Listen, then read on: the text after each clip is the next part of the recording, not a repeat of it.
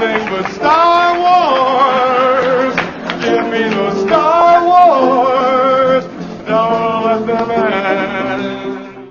Bienvenidos, worldwide fans of our planet's hottest entertainment with an edge from a galaxy far, far away. I'm En Fuego here, welcoming you to my namesake program, Enfuegotainment. Once again, just call me Fuego for short, and it is supremely appreciated to have you here for more coverage leading up to May the 4th. May the 4th be with you. That's right, it's like the Star Wars Day that we experience yearly. It's where Disney is going to be dropping both that Mandalorian documentary about Season 1 and just the creation of that show, and I'm stoked to watch that. We also get the series finale of the Clone Wars, but yeah, beyond that, I've been trying to do as much in canon order coverage over the last year or so as possible. So I've done lots of comics and novels and stuff like that, just in case you are happening to just stumble upon this particular review for whatever reason, and if so, it's greatly appreciated if you stick around for my thoughts on James Luceno's novel, Catalyst, a Rogue One story. Now, this was a book that was put out November 15th of 2016, which was approximately 1 month before the December release of Rogue One, the movie, which I loved. It's still my favorite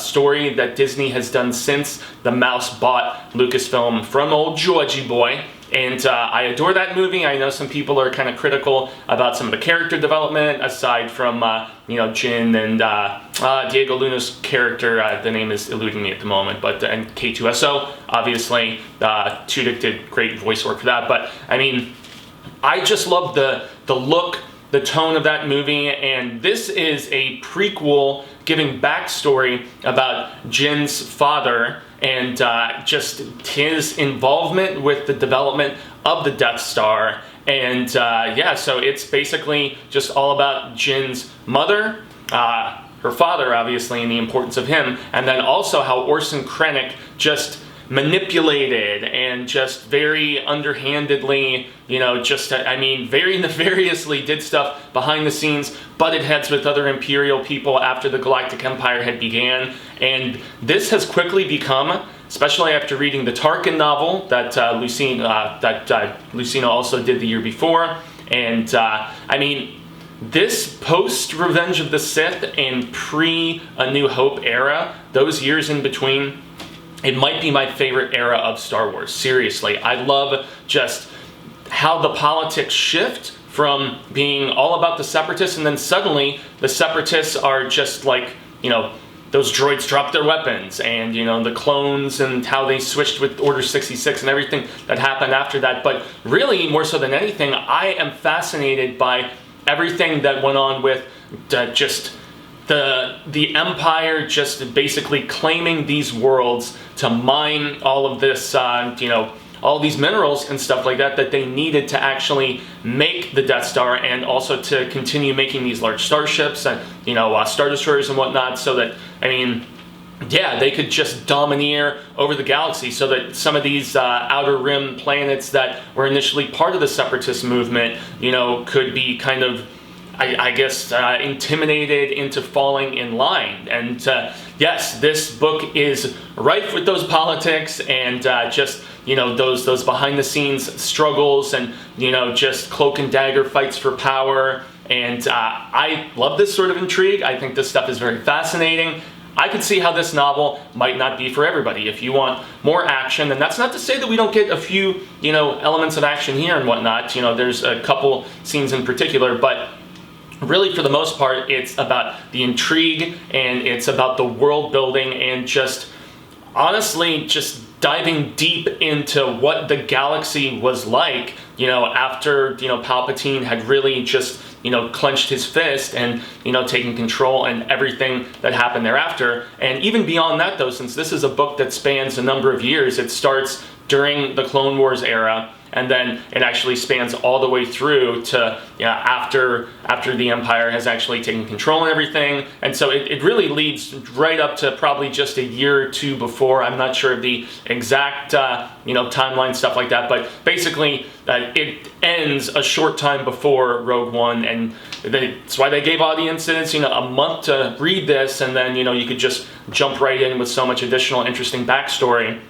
into the Rogue One film. I know that there's also the Rebel Rising book, which is the next one that I'm going to read, and that's more so about Jyn Erso, actually, you know, older and before she gets hooked up with, you know, Saw and the different rebels and whatnot. But yeah, just the beginnings of the insurgency and, you know, the anarchists, as they call them at the time, just the sowing of the rebellion is just fascinating to me. I don't know. I adore this particular era. And so it essentially starts out with Galen Erso, who is Jyn's father, obviously, Stardust's father, as we get reminded about. And so he is working, just doing his, he has this kyber crystal fascination, and he's just working on different sorts of means of trying to replicate, you know, the crystal, so to like actually, you know, like produce it as opposed to having to find it, because of the fact that, you know, kyber crystals, as most know who have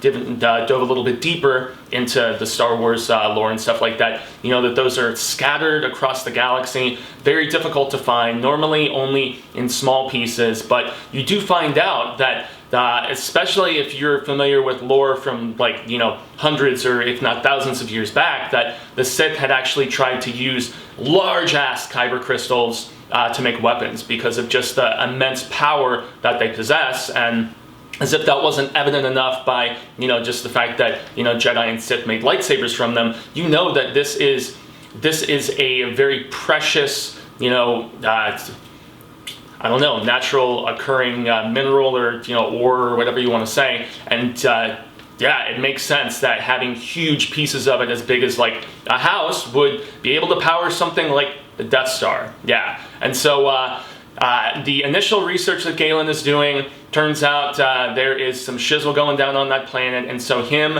and Lyra, his wife, who's pregnant with Jyn at the time, they make an attempt to escape because they know stuff is really hitting the fan, and lo and behold, they are actually captured before they can make their way out. There is a droid that turns on them, and it had orders to, even though it acts like it's on their side and trying to help them make their escape. And so Galen is actually put into custody, and like forced to still work on his research and like aid these people as best he can. And it really kind of turns into a Stockholm Syndrome sort of situation, in the fact that he's in captivity, but the captors, who seemingly were friends initially, they kind of reacquaint themselves, and, you know, they ease up on the amount of imprisonment, and he does get to occasionally see his wife and his child, you know, when it's born and stuff. But then there is this plot that is hatched by none other than his old cadet mate, yeah, that's right, Orson Krennic, played by Ben Mendelsohn spectacularly in Rogue One, in my estimation. Love him as a villain, but also he was terrific recently on The Outsider, the HBO adaptation of Stephen King's book. So, I mean, Mendelsohn is a guy that, even though he's done hammier stuff like Ready Player One, but he is an actor that I will watch in anything. I think he's fantastic. And this just gave me so much more interesting insight into the thirst for power of the Krennic character. And so he hatches this plan to actually go and, you know, forcibly rescue Galen so that he can take him and get him involved in this program to start building this, you know, big death device. And the funny thing is, it said that the death device is actually being made by the Galactic Republic, because it's still the Republic at this time. You know, this is in the midst of the Clone Wars and stuff. And so it actually transpires that way because of the fact that they found out the Separatists are trying to work on this. And if you really think about it, if you know what Palpatine was doing at the time, we hear that the Separatists are working on this death device, and so we have to start working on our own. And then lo and behold, you find out the Separatists never were, and that's because Puppet Master Palpatine, you know, he's pulling so many strings, and so that's how he initially, behind the scenes, is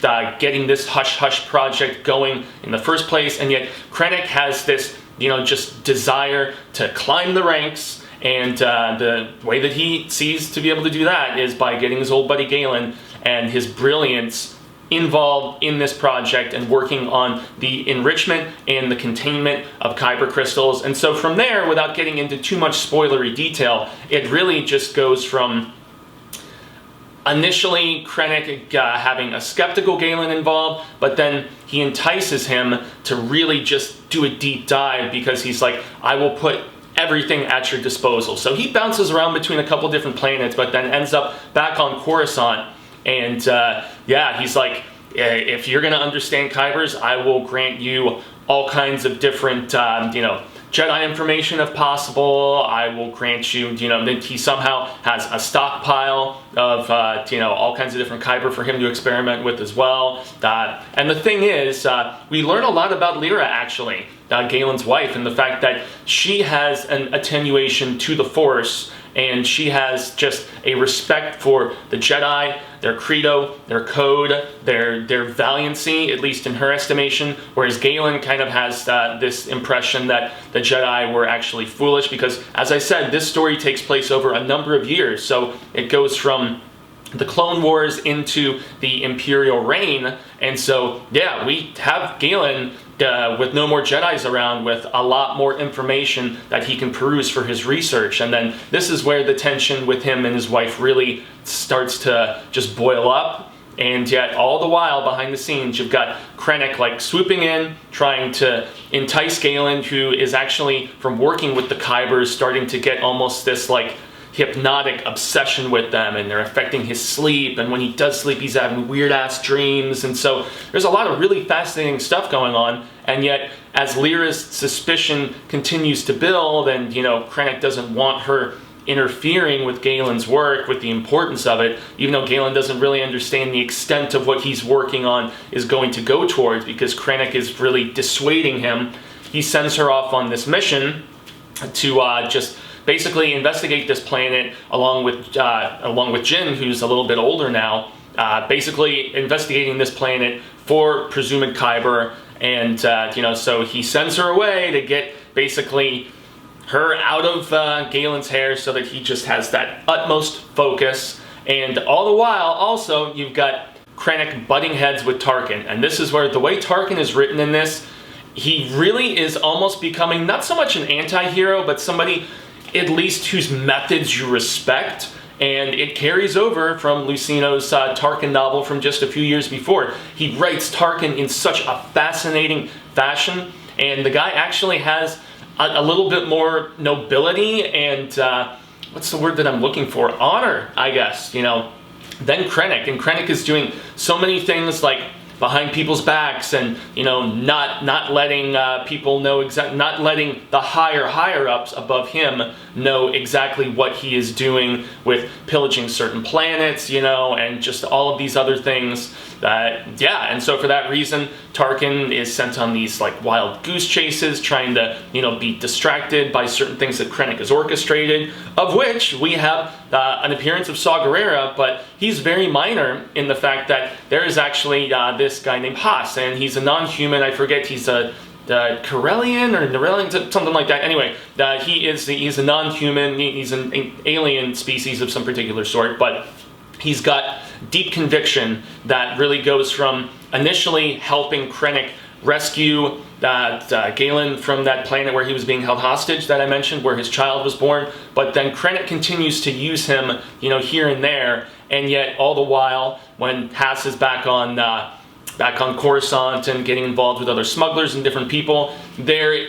is a lot going on, since now it's the Empire, where he gets in contact and gets involved with some of these people who will probably become involved in the rebellion eventually, because it's not even a rebellion at this particular point yet, but he does some weapons smuggling, he does a few other things, and he also is kind of like, he lays siege on this planet against Tarkin, and so there's so much that goes on in this book, and it's really fascinating world building if you are into just Star Wars canon. And like I said, it's prequel politics heavy, and it just explains so much about what the Empire was doing. It's got environmental concern aspects, especially, you know, with the fact that Lyra is just very kind of skeptical, and also very concerned, even beyond that, about just, you know, there are these certain planets that are declared legacy, and so legacy planets are the ones that are supposed to be protected. It's almost like, you know, protected rainforest area or something like that, an area where there isn't supposed to be any trees torn down or anything like that. And certain legacy planets are, at Krennic's behest, still being gone after, and basically pillaged of every single resource possible to not only work on the Death Star, but also just other weapons and ships and things of that nature. So, I mean, yeah, it's just really interesting. And the Republic infighting, as I mentioned, Krennic versus Tarkin, I think I've really covered, you know, most of the different stuff that I really enjoyed in here. I enjoyed the stuff with the smugglers and getting a little taste of Saw Gerrera and finding out how he became involved with the Ursos. I mean, it's just, this is a dope book. This is a really dope book, and right after I finish reading Rebel Rising and doing my review of that, I will actually, make sure to rewatch Rogue One and probably enjoy it even more so. I'm also stoked that Diego Luna character is getting a Disney Plus series. So, I mean, this is such a dope time in the galaxy, in my estimation. It's fun, it's fascinating, and it's much deeper than the films really give you. The films give you the cliff notes of certain things, but the expansion that you get in the Clone Wars and in a lot of these in-canon novels, I can't wait to watch Rebels. You know, I was waiting until the end of Clone Wars to start watching Rebels, and just about to finish the Kanan comic book, so I'm just right in that sweet spot where I can just cruise through Rebels. And, you know, that being said, during this same time period, I cannot wait to give that a review on here as well, everybody. So that's going to be the end of things for today. Gracias, I've been Jaime En Fuego, and you can find moi on all social media sectors like Twitter, Instagram, Facebook, here on YouTube. And it's not just Star Wars coverage on here. There is a lot, though, I will say, but when we do get back to comic book movies, that was always a tentpole here. I also like to do smaller indie and drama. I cover the Oscars nominations and all of those Best Picture different stuff.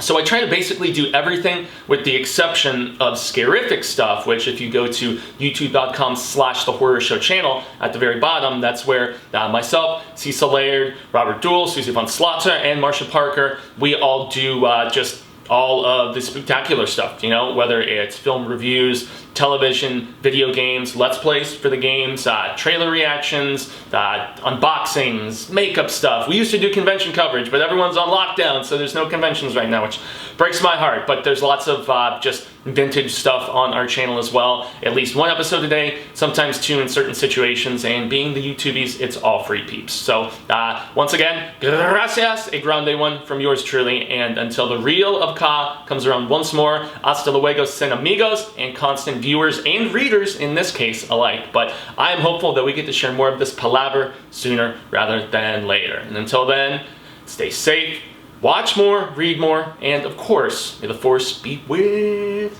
you.